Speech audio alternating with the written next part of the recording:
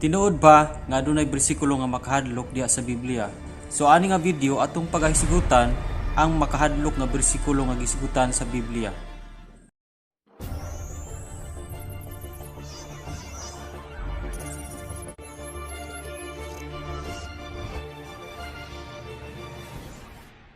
Daghang mga tawo nga nagaingon nga makuyaw gyud kining maong bersikulo. So atong tukion kung unsa ug asa dapit sa Biblia kining maong mga bersikulo.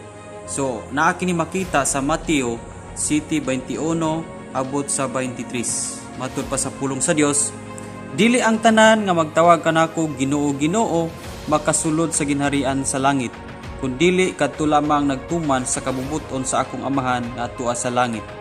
Niadtong adlaw daghan unya ang moingon kanako, Ginoo, dili ba nagsangyaw man kami sa mensahe sa Dios?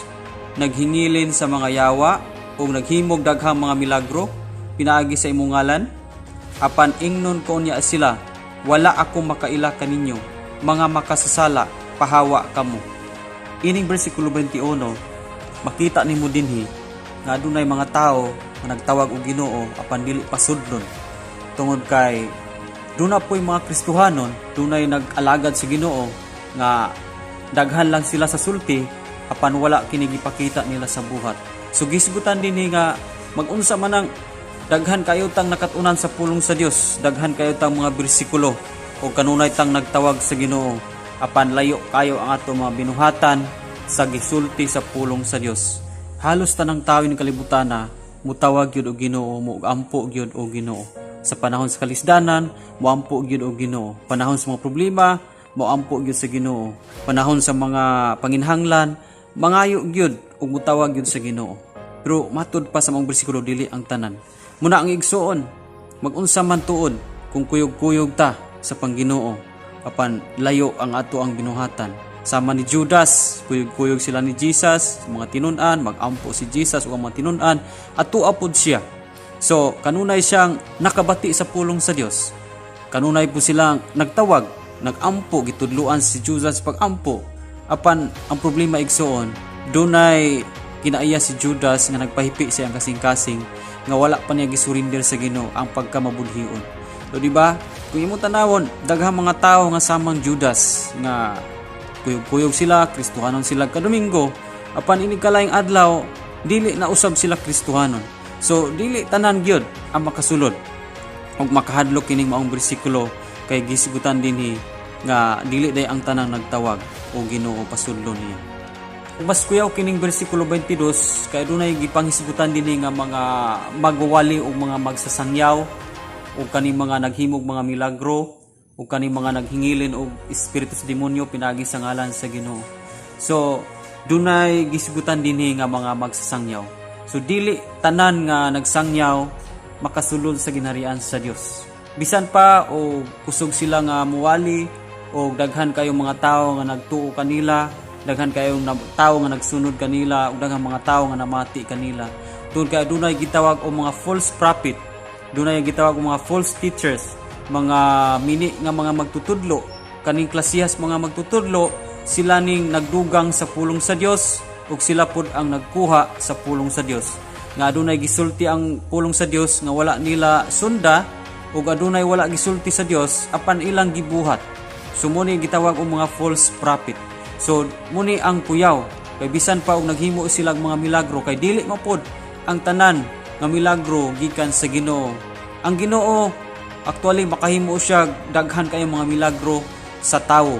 Apan ato hinumduman igsoon nga bisan sa tanas makahimo po siya og dagkong mga milagro. Kay bisan mangani sa mga magic, bisan pa man sa mga witchcraft, makahimo si Satan. So andun ang nagpaluyo ana si Satan og dili kana gahom sa Dios. Dunay mga milagro ining kalibutan nga imong makita nga nagtuo ta nga gikan sa Ginoo ang maong mga milagro apan dili diay kun gikan diay sa demonyo, ang demonyo diay mo'y nagpaluyo. Munang dili tanan nga nagsangyaw, nagayo, naghingilin, naghimog mga milagro, ingno nato nga sila gikan og pinadala sa Ginoo. Matud pa sa bersikulo 23, pahawa kamo mga makasala kay wala ko makaila kaninyo. So dili man pud tanan nga nagwali, dili pud tanan nga naghimog milagro nga nagbalaan sa ilang kinabuhi. Duna po'y mga magwali nga continue po sila sa ilang pagpakasala. Dunay mga na nagsangyaw sa pulong sa Dios nga mga bayidor. Dunay mga nagsangyaw sa pulong sa Dios nga mga nagpuyo pa sa mga bisyo ug kahilayan. So kung mao kini ang gisigutan dinhi nga pahawa kamong mga makasasala. Munang dili ta pwede igsuon nga magpadayon sa pagpakasala kay mas makuyaw og kini maong bersikulo usanis nakapatandog o nakapakurat sa ato ang kinabuhi. So kung ikaw karon nakuratan kaning maong bersikulo, dili pa ulahi ang tanan, atong isurrender sa atong buhi nga Dios, o kung naa si Kristo sa atong kinabuhi, dili kita angayang mahadlok ining maong bersikulo. Tungod kay kabalota nga ang Kristo nga nagpuyo sa atong kasing-kasing, siya ang magpugong nato nga dili kita magpadayon sa ato ang pagpakasala. Munang dili basihan nga daghan na siyang sumusunod, siya ang tinuod nga nagsulti sa pulong sa Dios. Munang dili basihan nga daghan siyang mga milagro nga gihimo, siya ang pinadala sa Dios. Ug dili pud basihan nga siya naghingilin sa ngalan sa Dios, dili tanan nga naghingilin ug naghimong milagro pinadala sa Dios. Adunay gipadala ang demonyo aron paglimbong lamang sa mga tawo nga naa sa kalibutan ug labi na niadto mga tawo nga wala modawat sa kamatuoran.